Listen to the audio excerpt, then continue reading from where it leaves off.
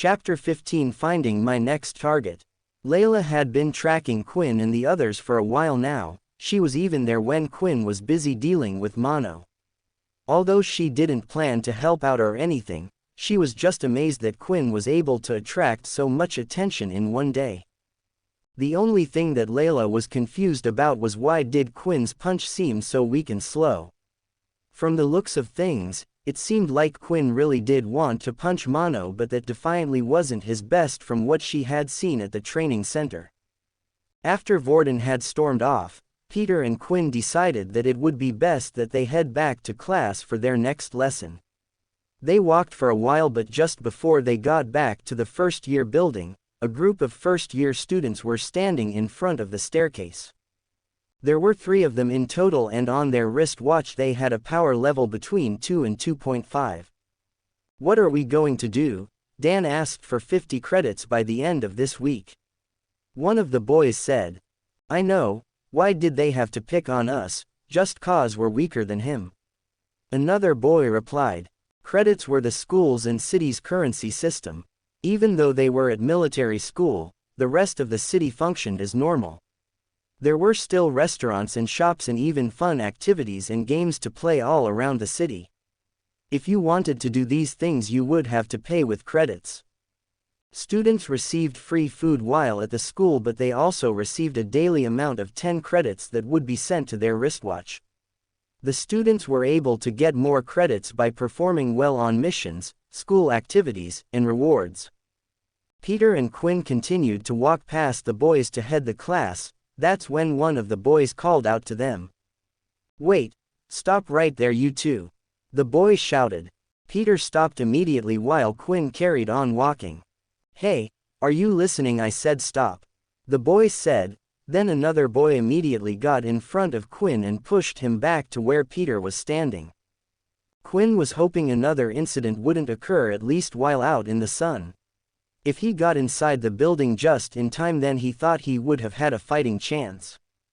"I think I might have just so-leveled our credits problem. You must be the only level 1s in this whole school," the boy said. "Hand over 10 credits each and you can go inside."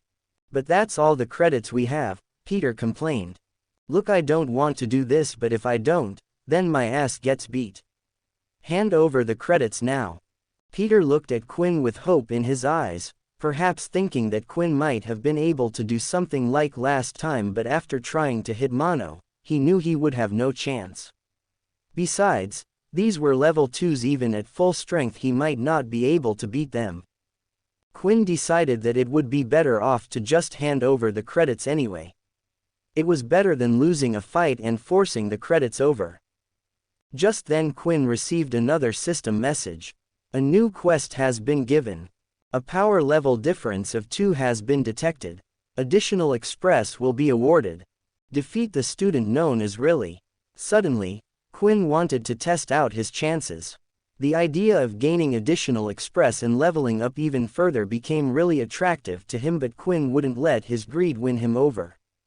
Right now there were 3 level 2 power users, but the system had only asked him to defeat one of them. The first thing Quinn needed to do was get inside so he could use his inspect skill and find out which one was named Riley. Right now if Quinn used it outside, it would only appear as a blur. In the end, Quinn decided to hand over the 10 credits. He placed his watch on the other boys and the credits were transferred over. Peter ended up doing the same and the 2 of them were allowed to enter the building. "Hey, that was a great idea, man," one of the boys said. "Should we just stay out here until we find someone weaker again?" "What?" Quinn said in his head. He was hoping that once they had paid them, the boys would enter the building, but it looked like they were going to hang outside for a while. Quinn suddenly stopped and waited. "What are you two doing? Scram unless you want an ass kicking," a boy said.